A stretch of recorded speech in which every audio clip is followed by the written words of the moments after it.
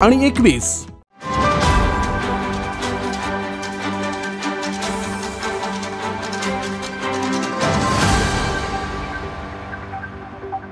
आता आपण कोल्हापूर जिल्ह्यातील पट्टणकडोली येथे आहोत। तर पट्टणकडोली याच गावात नव्या विंचवाच्या जातीचा शोध लागला आहे आणि त्याचं नाव आयसोमेट्रस ज्ञानदेवाय असं ठेवण्यात आलं आहे। नेमका हा शोध कसा लागला आणि हे नाव कसं ठेवण्यात आलं असं याबाबतच आज आपण जाणून घेणार आहोत। सर्वात प्रथम हा जो विंचवाचा नवा प्रजाती ज्यांना आढळून आला ते आता आपल्यासोबत आहेत। प्राणी मित्र पप्पू खोत आता आपल्यासोबत आहेत। यासोबतच वन्यजीव अभ्यासक देवेंद्र भोसले आहेत आणि त्यासोबतच आशुतोष सूर्यवंशी आहेत। आपण त्यांच्याकडून जाणून घेऊया की नेमका हा शोध कसा लागला। तुम्ही एक प्राणी मित्र आहात आणि नेमकं तुम्हाला हे नवीन प्रजाती कुठं आढळून आलं? माझा मूळचा व्यवसाय नारळ काढण्याचा असल्यामुळे नारळ झाडावर काम करत असताना हा विंचू मला आढळला। नेमकं या विंचवाचं मला काहीच माहिती नव्हतं। बऱ्यापैकी आता पट्टणकडोलीत माझ्या अभ्यासानुसार होटेनटोटा प्रजातीचे बऱ्यापैकी विंचू मला आढळलेले आहेत। हा थोडासा मला वेगळा वाटला।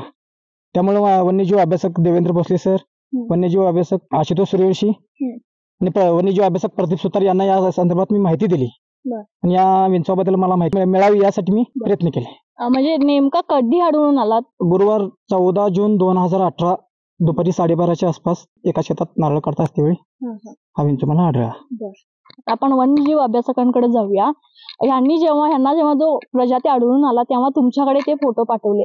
यानंतर तुम्हाला काय वेगळं वाटलं की हा बाबा वेगळ्या विंचवांपेक्षा ह्यामध्ये काहीतरी वेगळं आहे असं केव्हा जाणवलं तुम्ही? कसं आहे की आपल्या महाराष्ट्रात एक ठराविक जाती आहेत, म्हणजे त्यामध्ये होटेनटोटा असेल, हेट्रोमॅट्रस असतील, लायकस असतील, जाना लायकस असतील, याची थोडीफार ओळख मला आणि आशुतोषला होती। त्यामुळं पप्पूजीने आमच्याकडे तो फोटो पाठवला। पण त्याची शरीर रचना बघितल्यानंतर तो आम्हाला वेगळा वाटला आणि त्याच वेळी आम्हाला समजलंय की आयसोमेट्रस ह्या वर्गातील हा विंचू आहे। पण त्याची नक्की ओळख काय आहे हे आम्हाला सुद्धा जाणून घ्यायचं होतं। पण तितक्या खोलवर आमचा अभ्यास नसल्या कारणानं आम्ही पुढील कामासाठी डॉक्टर ओमकार यादव, महेश बनगर, सौरभ किनिंगे आणि अमृत भोसले यांच्याशी आम्ही संपर्क केला।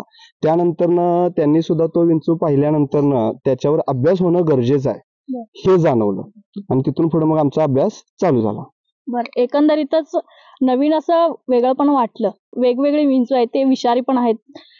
तसंच यामध्ये मानवी मनुष्यांना म्हणजे काहीतरी दंशाचं काही कारण आहे का यामध्ये?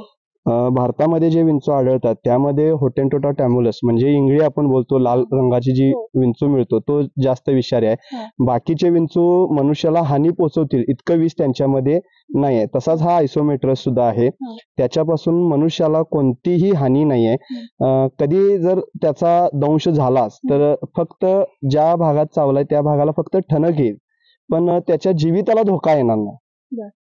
आता या नवीन प्रजातीला आयसोमेट्रस ज्ञानदेवाय असं नाव देण्यात आलंय। हे नाव देण्यामागचं नेमकं कारण काय?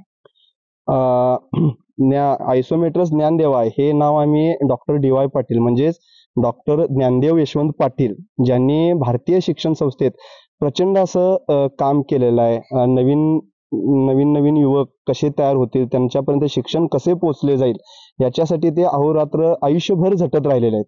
त्यांच्या प्रती एक कृतज्ञता म्हणून आम्ही डॉक्टर डी.वाय. पाटलांचं नाव ह्या जातीला आम्ही दिलं। आता तुम्ही त्या नावावर शिक्कामोर्तब झाला, रिसर्च पेपर्स वगैरे सगळे पब्लिश झाले। किती वर्षानंतर याला शिक्कामोर्तब मिळालं? 2018 साली जसं पप्पूजीने आम्हाला फोटो पाठवला तिथून पुढे आम्ही त्याचं ओळख पटवण्याचं काम चालू केलं होतं। त्यानंतर भारतामध्ये जे काही आयसोमेट्रस वर्गातील जे विंचू मिळतात त्यांच्याशी सर्वांशी आम्ही त्याची तुलना करून पाहिली।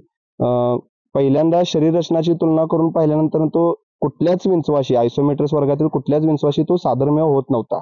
मग त्यानंतर डॉक्टर ओमकार यादव असतील, सौरभ किनिंगे असतील, अमृत भोसले असतील, महेश बनगर असतील यांनी त्याच्यावर खोलवर अभ्यास करण्याची गरज असलेलं सांगितलं। त्यानुसार मग तिथून पुढे त्याचं नुसतं शरीर रचना शास्त्र न पाहता त्याचा जनुकीय संच सुद्धा तपासण्यासाठी त्यांनी त्याचे DNA घेतले, DNA चा अभ्यास चालू केला आणि ह्या सर्वांची तुलना भारतात आढळणाऱ्या इतर आयसोमेट्रस वर्गातील विंचवाशी करून पाहिली। कोणत्याही विंचवाशी पट्टणकडोलीत मिळालेल्या विंचवाचा कोणताही प्रकार जुळत नव्हता। त्यामुळे हा विंचू इतर जातींपासून पूर्णपणे वेगळा झाला, त्यामुळे ही नवीन जात झाली। आता ते रिसर्च पेपर कोल्हापूर मधून पब्लिश झाले की कुठून पब्लिश झाले? नाही, बॉम्बे नॅचरल हिस्ट्री सोसायटी जी निसर्गासाठी काम करते त्याच्यामध्ये असे अनेक संशोधनात्मक पेपर पब्लिश होत असतात. त्या बॉम्बे नॅचरल हिस्ट्री सोसायटीच्या जर्नल मधून हा पेपर 30 ऑक्टोबर रोजी प्रसिद्ध झाला. या यशाला किती काळ लागला? ह्याचं कष्ट म्हणजे 7 वर्षाचा काळ उलटला. 2018 साली पप्पूजींना हा विंचू प्रथम दिसला होता. त्यानंतर त्याची ओळख पटवण्याचं काम चालू झालं आणि तिथून पुढं मग त्याचा शास्त्रोक्त संशोधनच चालू झालं. 2018 पासून ते 2024 च्या शेवटपर्यंत इतका मोठा काळ ह्या नवीन प्रजातीला जगासमोर आणण्यासाठी, लोकांसमोर आणण्यासाठी आम्हाला लागला होता. म्हणजे अजून कोल्हापूर परिसरातील असतील किंवा बाहेरचे पण असतील अशा नवीन प्रजातींचा शोध घेण्यामध्ये तुमचं काम सुरू आहे का? चालूच आहे. अजून एक कोल्हापूरकरांना अभिमान वाटावा असे अजून 2 रिसर्च पेपर आहेत ज्याच्यावर काम चालू आहे आणि त्यामध्ये मी आहे, आशुतोष आहे. यामध्ये काम चालू आहे की कोल्हापूर परिसरातील सापांच्या वरील हा एक विषय आहे. जर कोल्हापूरकरांची छाती नेहमीप्रमाणे फुगवून पूर्ण जगाच्या पाठीवर कोल्हापुरांचा एक मान ताठ ठेवण्याचं काम होणार आहे लवकरच थोड्या दिवसात. या पुढच्या तुमच्या अभ्यासासाठी आमच्याकडून शुभेच्छा देखील देते. आताच आपल्यासोबत होते की ह्या नवीन विंचवाच्या जातीचा शोध लागणारे प्राणी मित्र होते आणि वन्यजीव अभ्यासक देखील होते. खरं तर 7 वर्ष काळ लागला या प्रजातीच्या नावावर शिक्कामोर्तब होण्यासाठी आणि यापुढे देखील अशा कोल्हापूरची मान उंचवणाऱ्या अनेक प्रजातींच्या शोधाचा अभ्यास ते सध्या आता करत आहेत आणि यापुढेही ते करावे अशी शुभेच्छा माझा महाराष्ट्र न्यूजच्या चॅनलच्या माध्यमातून आम्ही देत आहोत. कॅमेरामन नाज अत्तरसह अमृता पवार, माझा महाराष्ट्र न्यूज, कोल्हापूर. ताज्या घडामोडी पाहण्यासाठी माझा महाराष्ट्र न्यूजला आजच सबस्क्राईब करा.